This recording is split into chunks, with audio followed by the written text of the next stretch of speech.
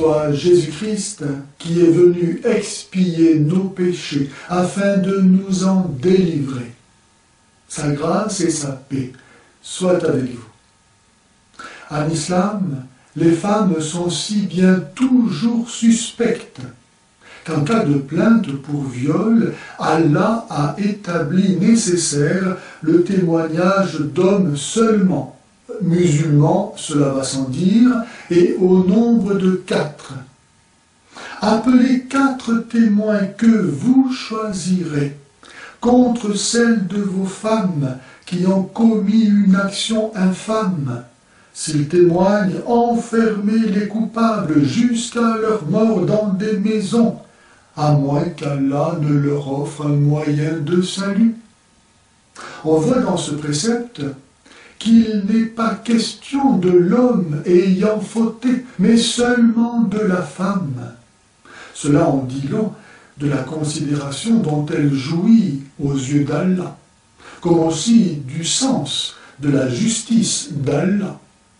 Car quelle femme peut présenter 4 hommes témoins de son viol?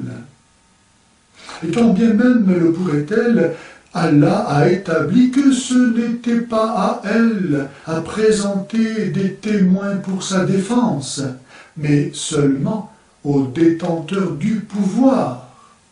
Appelez 4 témoins que vous choisirez, ce qui leur permet évidemment de choisir qui ils veulent.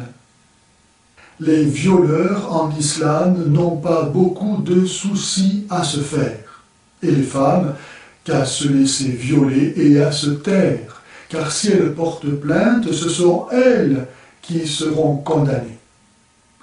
Mais Allah n'avait pas prévu qu'un jour ces chiens d'occidentaux découvriraient l'ADN, ce qui doit certainement être compté au nombre des miracles du Coran, et qui a conduit un de ses fidèles disciples, l'imam Abdul Makin de la banlieue est de Londres, à être dernièrement inculpé pour viol sur une de ses chiennes d'infidèles avec 7 de ses complices qui juraient leur grand Dieu que pendant ce temps, leur imam n'avait pas cessé de prêcher pieusement en leur mosquée.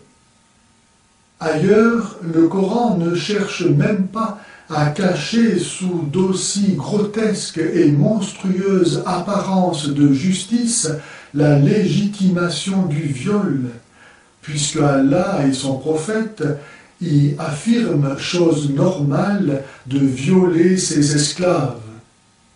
Et que les malheureuses soient mariées ne change évidemment rien à l'affaire.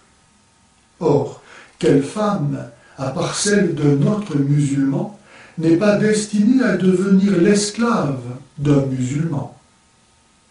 Le Coran se ressent si bien de sa composition hasardeuse que s'il prescrit ici l'enfermement jusqu'à ce que mort s'ensuive des femmes réputées fautives, ailleurs il prescrit la flagellation. Mais les pieux musulmans aujourd'hui préfèrent les lapider, certainement pour offrir aux victimes le moyen de salut d'Allah le plus approprié.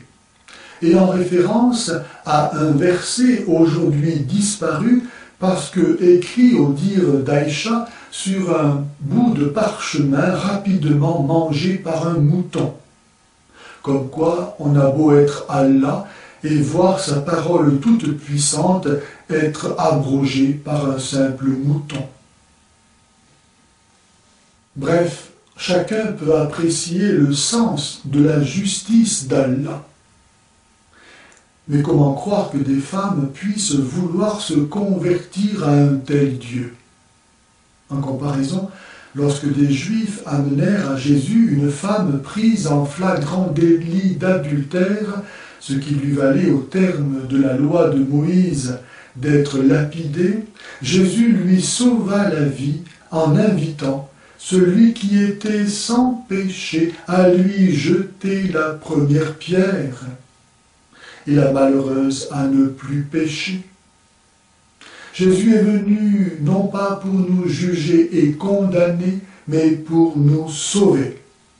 Bienheureux donc ceux qui savent reconnaître en Jésus le vrai Dieu, qui donne sa vie pour ses enfants, et fuir le démon qui ne peut cacher son injustice et sa haine des enfants de Dieu.